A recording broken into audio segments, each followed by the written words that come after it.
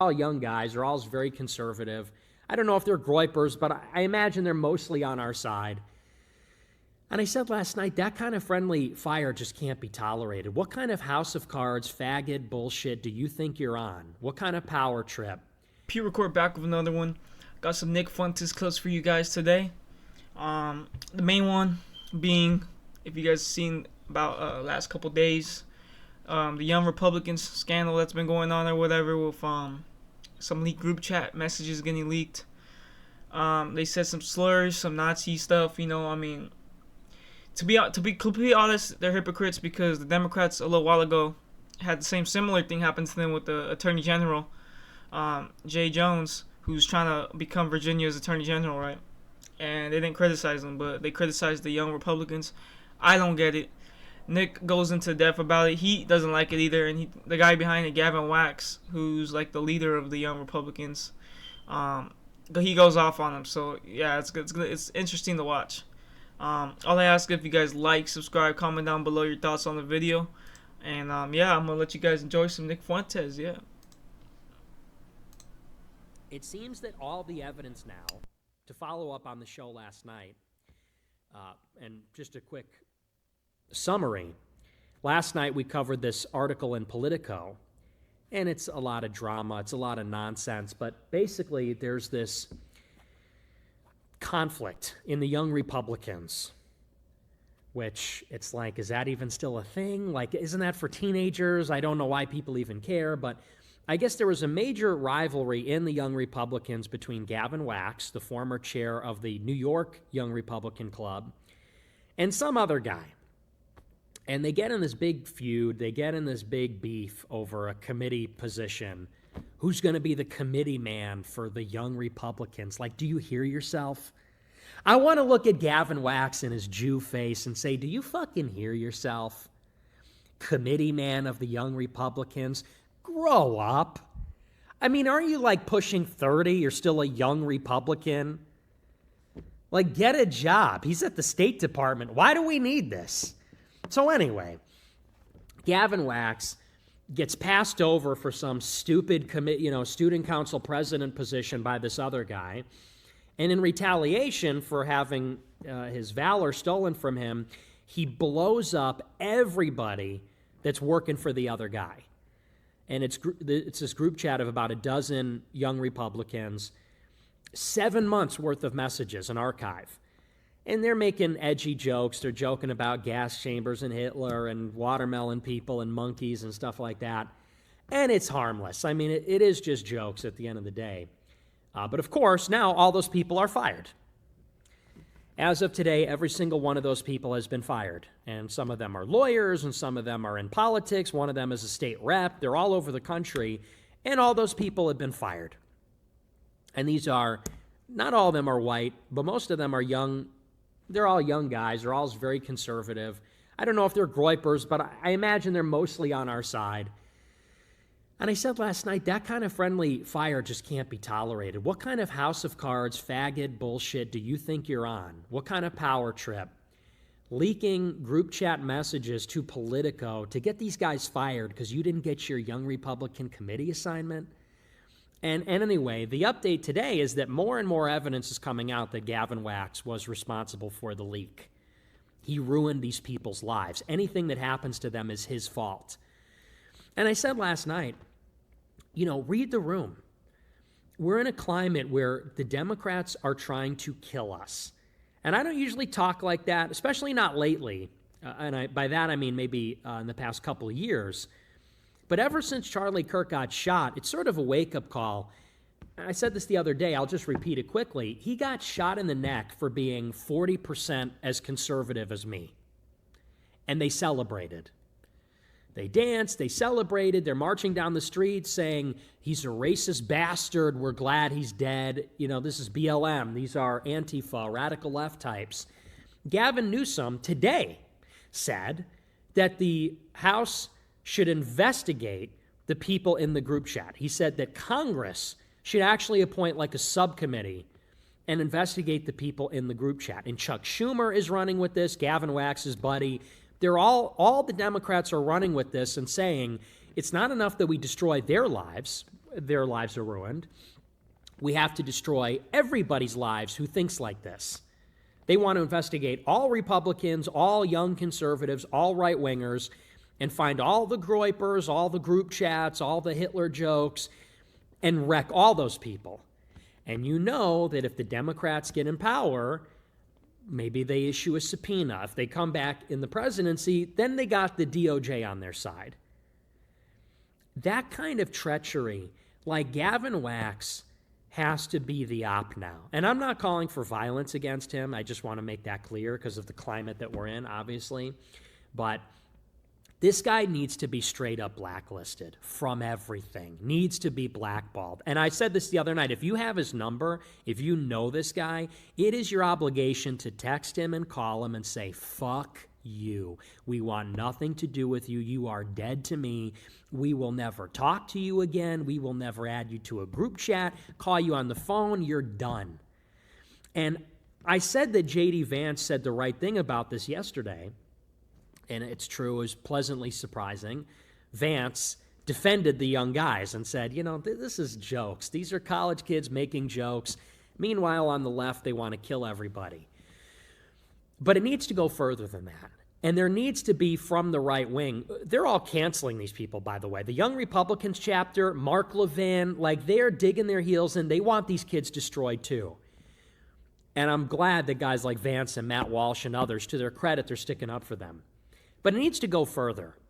And people need to say, you know, maybe we can't repair these young kids' reputation. The damage is done. The screenshots are out there. We know what we know. But now Gavin Wax needs to pay a price. These dozen kids, they had their lives destroyed because they made jokes in the company of people they thought they could trust.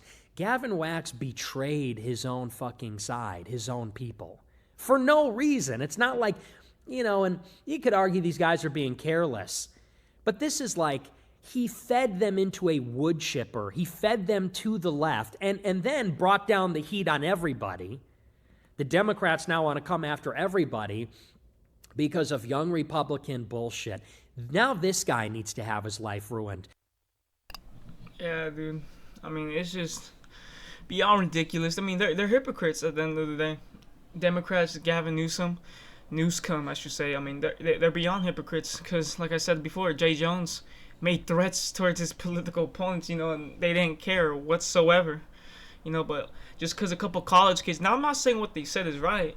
I mean, you have your take on it. I mean, yeah, they're making some jokes towards black people, you know, with the watermelon stuff, you know, and then just making fun of them, and people with Hitler and all that, and the Holocaust. I mean, just in general, you know. You have your look on it, man. When I went to school, people talk like that every day, bro. I mean, I'm not saying it's right, but come on, you're gonna get on the case of some college kids, bro. Really? When we have people that are over here running our actual government, these guys are just regulars. Yeah, I mean, yeah, they're part of the young Republicans, but they ain't a Republican, y'all. Like, they ain't in office or doing anything, you know. So, but no one's caring about, like I said, Jay Jones talking about murdering his political opponent and then doing the same thing to his kids. I mean, it's just beyond crazy, bro. But nah, Nick nailed it on the spot, you know. Yeah, everyone needs to cancel Gavin Wax. I mean, to me, that guy's a little bitch, dude. Straight up, he switched up on his homies and all that. I mean, his friends, and it's just not cool. You don't do stuff like that. You're a traitor, bro. And then we find out that he's linked to, of course, the Democrats. He has powerful friends. Of course, he ain't gonna get no slack for it. But yeah, it ain't right. Next clip I want to talk to you guys about is the red pill for white men in politics. It's fact. If you're a Jew and you're white, the chances are you're not gonna get any consequences. It's facts. We've seen it in history with I don't know how many people. They'll send the black man to jail or the Mexican to jail, but then the white man gets let off, right? I mean, it's just facts. But I'm gonna let you guys enjoy the clip. And, yeah, enjoy some Nick Fuentes. But I'm going to tell you something, and this is a red pill for every young white man in politics. Listen to this and listen well. Gavin will never be held accountable. Never. These young guys, they're done. Dunzo. Forget it. You know, these dozen guys in the group chat, their lives, their careers are ruined. They'll come back in some form in years. after they apologize and eat shit for a long time, and maybe they won't even work in politics. They'll be lucky if they get some other job. And that's because they were making jokes, probably the same jokes that Gavin makes in his own group chats. The reason that Gavin will never be held accountable is because he's Jewish. That is a fact. That's not paranoia. That's not prejudice. Gavin Wax, unlike these kids, has very powerful friends. He's a delegate for the Zionist Organization of America. He's taken photos with Chuck Schumer, with his grandma who survived the Holocaust in Italy. That's not even a joke. That's real. Chuck Schumer, the same guy that's lighting up these kids and calling for them to be destroyed, Gavin Wax takes pictures with Chuck Schumer because they're Jewish. And on Holocaust Remembrance Day, that's when they remember it's all in the family. So it's the same reason that Mike Bartell, the guy that got blackmailed, is at the Small Business Association and Gavin's at the State Department. It's the same reason that Patrick Casey can't get a job at DHS, but Darren Beatty's also at the State Department. Why do you think that is? All the groypers, all the non-groyper young white men getting into politics, they're coming by themselves. They don't have their cousins and nephews, their donors. They're going into this as college Republicans, bright-eyed, idealistic, looking to make a difference. These guys like Gavin and Darren Beatty, Mark Levin. Mark Levin dines with the President of the United States and Trump listens to him. And that's because Levin is, who else was at that meeting? It was another high-powered Jewish donor when they convinced him to bomb Iran. And so every young white guy needs to kind of understand these people are not on our side. They don't play by the same rules. They don't think of us the same way they think of each other. When the chips are down, they will be protected. You will not be. And it reminds me, the perfect other example of this, the companion piece to this, is during the frat bro uprising. You remember last year when the progressives took over Columbia and UCLA protesting Israel and they occupied the campus. You had this frat bro uprising of patriotic young Gen Z students that were rebuking the left. And it turned out, where did this start? UNC Chapel Hill in North Carolina. It was a Jewish fraternity leading the charge. It was an anti-Israel protest hosted by the left, countered by a pro-Israel protest led by Jewish fraternities. And they're waving, Israeli flags. But this was portrayed in the media like it was a generic left-wing protest and a generic right-wing protest. That's not what it was. Anyway, maybe you remember some of my coverage of this. A lot of young white men really bought this hook, line, and sinker. They saw these UNC Chapel Hill Jewish frat bros waving their Israel flags, fighting with leftists who hate Israel. They got tricked into thinking this was like some pro-America frat bro zin thing. They got tricked into thinking it's not about squelching and suppressing pro-Palestine activism, but actually it's about like beer and zin and like the American flag and like trucks and country music or something. Some of them made the mistake of thinking it was real.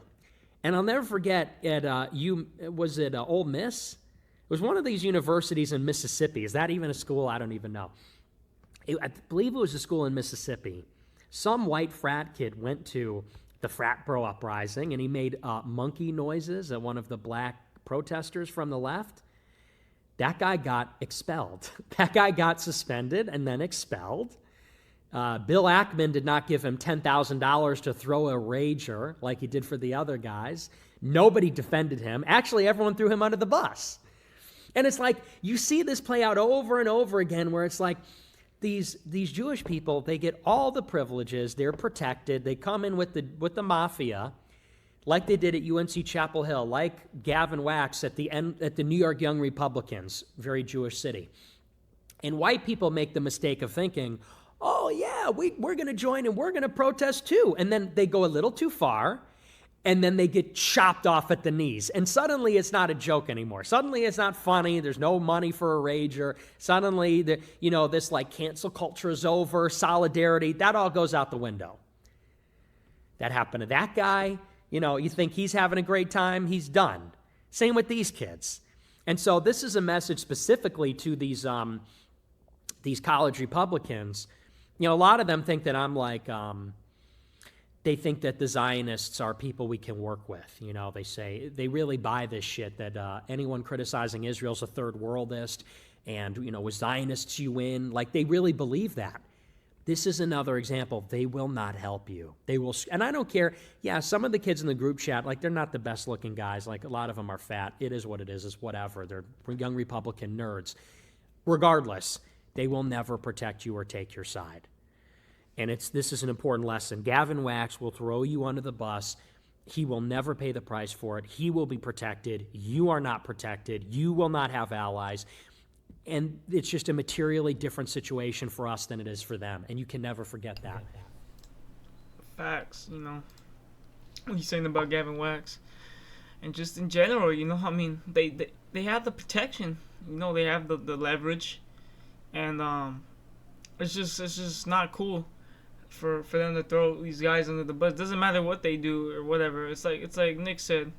I'm sure Gavin Wax has a group chat with his buddies, and I'm sure they're throwing slurs around. I mean, dude, you don't think these millionaire dudes, or anyone with power in general, you don't think they're saying some stupid stuff like that? You know, of course they want to criticize the weak man, right? They want to criticize the guy that doesn't have anything. They want to make those dudes an example, like I said, but it just ain't gonna work. It just ain't. But if you guys like this video, like, subscribe, comment down below. Check out Nick Fuentes. You know, he streams on Rumble Monday through Friday. This week, I don't think he's going to be streaming.